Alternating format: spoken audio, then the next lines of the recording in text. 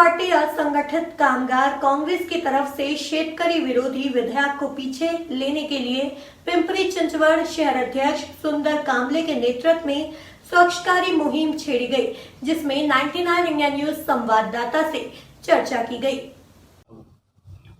अखिल भारतीय कांग्रेस कमिटीच्या अध्यक्षा श्रीमती सोनियाजी गांधी, असंघटित कामगार काँग्रेसचे प्रणेते राहुलजी गांधी, महाराष्ट्र प्रदेश काँग्रेस कमिटीचे अध्यक्ष महसूल मंत्री नामदार बाळासाहेब थोरात, असंघटित कामगार काँग्रेसचे प्रदेश अध्यक्ष आदरणीय मोहम्मद बदरुज्जामान साहेब यांच्या आदेशानुसार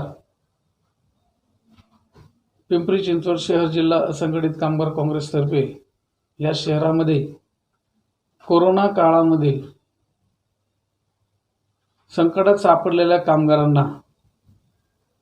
एक मदतीचा हात आणि त्यांच्या समस्या जाणून घेण्यासाठी असंघटित कामगार काँग्रेस आपल्या दारी, तसेच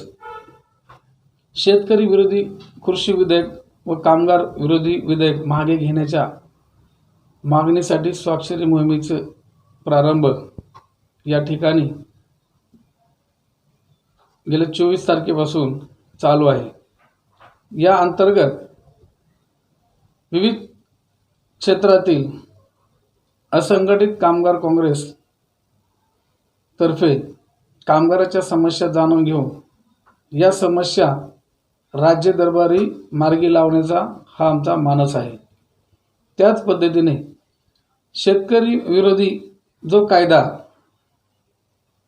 हा जो कायदा केंद्र सरकारने अंमलात आणलेला आहे, तो कायदा म्हणजे शेतकऱ्यावरती एक मोठ्या प्रमाणामध्ये घाला घालण्याचा षडयंत्र ह्या केंद्र सरकारने केलेला आहे आणि ते विधेयक मागे घेण्यासाठी ही जी स्वाक्षरी मोहीम आहे ही आम्ही या शहरातून